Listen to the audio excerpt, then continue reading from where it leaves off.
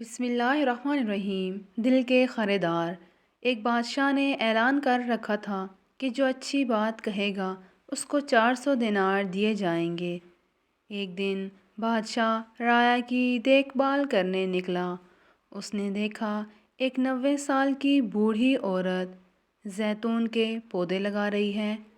بادشاہ نے کہا، تم 5-10 سال میں مر جاؤ گی اور یہ درخت 20 سال بعد پھل دیں گے، تو اتنی مشقت کرنے کا کیا فائدہ؟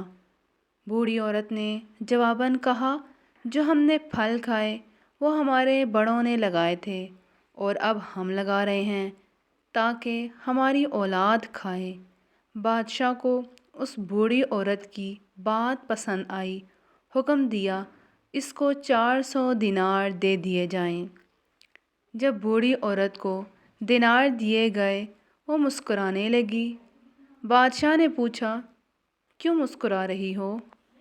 بوڑھی عورت نے کہا، زیتون کے درختوں نے 20 سال بعد پھل دینا تھا، جبکہ مجھے میرا پھل ابھی مل گیا ہے۔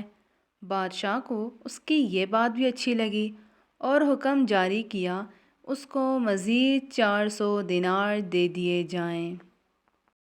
جب اس عورت کو مزید 400 دینار دے دیے گئے تو وہ پھر مسکرانے لگی۔ بادشاہ نے پوچھا، اب کیوں مسکرائی؟ بوڑھی عورت نے کہا، زیتون کا درخت پورے سال میں صرف ایک بار پھل دیتا ہے، جبکہ میرے درخت نے 2 بار پھل دیے ہیں۔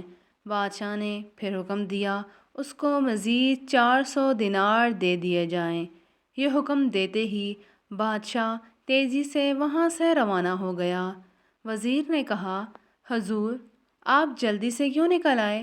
بادشاہ نے کہا، اگر میں مزید اس عورت کے پاس رہتا تو میرا سارا خزانہ خالی ہو جاتا، مگر عورت کی حکمت بھری باتیں ختم نہ ہوتیں۔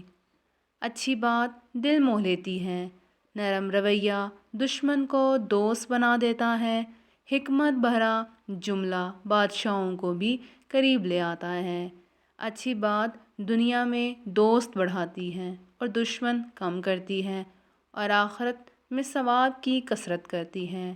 آپ مال و دولت سے سامان خرید سکتے ہیں، مگر دل کی خریداری صرف اچھی بات سے ہو سکتی ہے۔